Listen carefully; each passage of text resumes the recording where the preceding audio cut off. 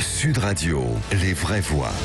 Le débat est ouvert. Parce qu'on parle jamais assez, les amis, des petits commerces. Et si, tiens, au bout du bout de l'été, finalement, les petits commerces bénéficiaient d'un coup de pouce involontaire de gouvernement. Passe sanitaire obligatoire dans des dizaines et des dizaines de grands centres commerciaux de plus de 20 000 mètres carrés. Et si ça, c'était un coup de pouce pour les petits commerces, vous nous appelez au 0826 300 300. Vous votez sur le Twitter de Sud Radio. On trouve, tiens, Catherine qui nous appelle. Bonjour à vous, Catherine. Oui, bonjour. Bienvenue Bonsoir. sur Sud Radio.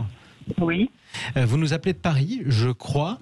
Qu'est-ce que vous en pensez, vous ? Est-ce que vous pensez qu'il y aura moins de clients dans les grands centres commerciaux à partir du moment où on y imposera le pass sanitaire ? Peut-être. Si seulement ça pouvait inciter les gens à aller se faire vacciner, ce serait très bien. Ce serait le côté peut-être aussi positif.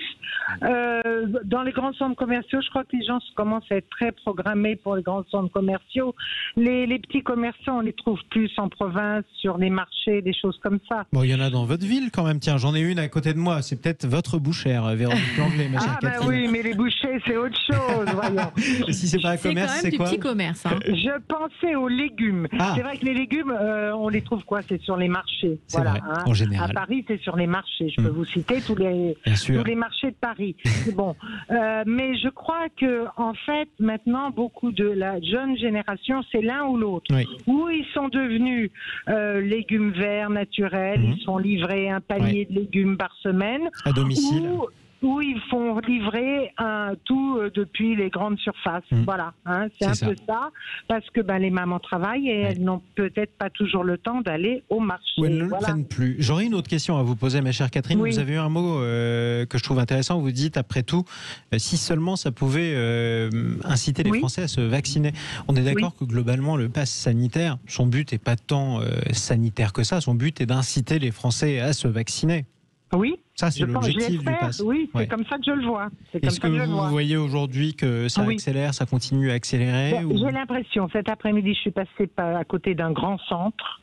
Je ne vais pas le nommer, il ne faut pas. Et dans ce grand centre, il y a une pharmacie. Il y avait au moins 30 personnes qui faisaient la queue dehors. Alors, c'était peut-être pour des dépistages aussi. C'est ce que j'allais dire. Ou l'autre. Oui, mais enfin, le dépistage, il faudrait le mettre payant dès à présent. Ça arrive, ma chère Catherine. Vous avez raison. Mois d'octobre. En octobre, vous êtes pressé. Exactement. Merci beaucoup pour votre bonne humeur. En tout cas, peut-être question pour vous de Morad Aïtabouche. Non, c'était juste pour dire que finalement, ce qui devrait inciter vraiment les Français à aller se faire vacciner, c'est la situation en Martinique. Oui. C'est de voir à quel point aujourd'hui les hôpitaux sont saturés, complètement débordés, et on se rend compte à quel point. D'ailleurs, la Nouvelle-Calédonie a aujourd'hui décidé a priori de faire une vaccination obligatoire, que je trouve plutôt bien, parce qu'on est dans des îles, donc dans des territoires fermés. Et si on arrivait à ça, moi je serais plutôt content. Bon, merci beaucoup Catherine pour votre appel. Oui, puis il faut arrêter l'égoïsme quand même, aller se faire vacciner. Exactement. C'est ne pas être égoïste. Le message sera passé, ma chère Catherine. On vous embrasse. Merci Passez une belle soirée du côté de la capitale.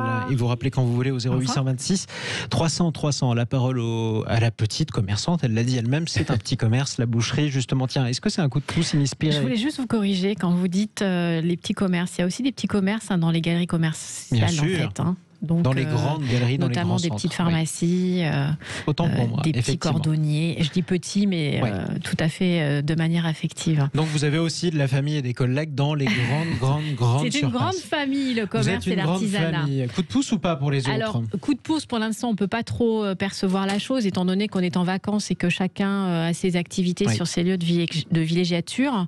Maintenant, j'ai quand même l'impression que, effectivement, les annonces de M. Macron le 12 juillet ont accéléré les choses. J'aimerais que cela suffise à faire venir les consommateurs chez les petits commerçants, mais on a l'impression aussi que le consommateur est un peu perdu. On est sur une espèce de, comme l'année dernière d'ailleurs, je ne sais pas si vous vous souvenez, en juillet-août, on était sur une espèce de petits nuages, de pause. Et là, je pense qu'on ne peut pas encore se prononcer sur les habitudes des consommateurs en septembre. Mais justement, on verra ça. Morad Aïtabouche, l'extension du pass sanitaire, vous en satisfaites ? Non, moi, d'abord, j'ai été contrôlé à plusieurs reprises aujourd'hui, que ce soit au restaurant ou lorsque je prends mon café. Franchement, c'est pas compliqué. Pas contrôlé, c'est le commerçant qui vous a demandé. Il regarde simplement. Oui, quand je dis contrôler, non, pas du tout. Non, quand je dis contrôler, c'est en fait le serveur vient, regarde si effectivement vous avez votre passe sanitaire.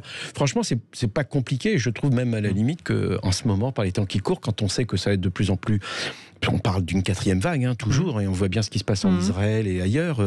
Il y a malheureusement un redémarrage. Donc il faut vraiment être vigilant, très vigilant. Continuez à être prudent. Ala Oukili, il y a des appels au boycott aujourd'hui de certains opposants contre des enseignes de très grande surface. Oui, ces enseignes sont accusées de collaboration avec le régime, ce qui est assez effrayant. D'autant plus que je ne suis pas vraiment certaine que ce soit en leur faveur, parce que vous imaginez contrôler les gens qui viennent faire leurs courses. On avait évoqué justement ce problème de queue de je ne sais combien de kilomètres qui allait peut-être se mettre en place devant certains centres commerciaux. C'était un des problèmes logistiques qui se posaient pour bien sûr, et qui on verra ça ce soir. Oui, absolument. Mais c'est pas le rôle des commerçants que de contrôler. Mais ce que je comprends pas, c'est que c'est quand même alimentaire.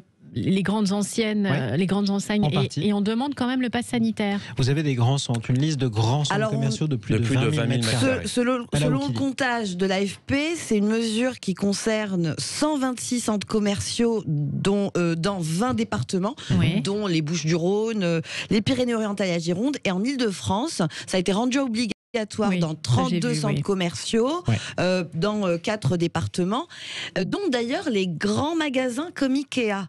Et là, pour le coup, si on parle d'Ikea et qu'on parle de coup de pouce, je pense qu'effectivement que les artisans, ça peut très bien leur servir, parce que bon, Ikea, de ce côté-là... Les petits magasins de bricolage, à supposer, mais ça c'est une vraie question. Sur l'alimentaire, ça me pose un souci, même si je ne suis pas du tout pro grande distribution. Quand vous avez des personnes âgées qui ont à proximité d'eux uniquement ce modèle, et qui ne seraient pas vaccinés, comment ça se passe justement? Eh bien, en tout cas, ils ne peuvent pas entrer sans présentation d'un pass sanitaire. Ça, c'est pour l'alimentaire, je pense qu'on devrait quand même avoir une possibilité. Il me semble qu'il y avait une dérogation à vérifier, mais je suis quasi certaine qu'il y avait quand même une dérogation par rapport aux produits de première nécessité. C'est-à-dire qu'on ne pouvait pas empêcher les gens d'accéder aux centres commerciaux pour les produits de première nécessité. Sauf s'ils ont une solution à distance.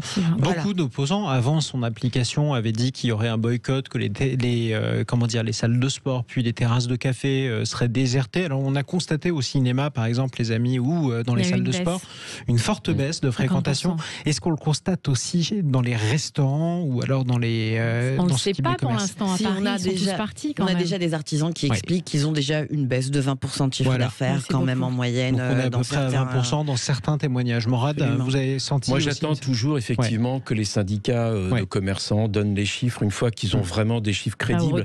Là, c'est un peu délicat. Et encore une fois, le but premier, c'est pas de relancer le petit commerce, même si on est tous satisfaits que ça puisse leur profiter. Aujourd'hui, encore une fois, c'est inciter les gens à aller se faire vacciner. Moi, je pense, encore une fois, quand on a le temps de dire les choses, il faut les dire. Moi, ce qui me gêne vraiment, c'est d'entendre ces mots collaboration. C'est des mots d'un autre temps, dictature. Je crois malheureusement qu'on n'a pas encore compris qu'en France, on est quand même dans un pays de droit, de liberté. On est aussi un pays où on se traite facilement de collabos, de fachos, de gauchistes, de cocos, de trotskistes, de tout ce qu'on veut. On l'a déjà entendu mille fois.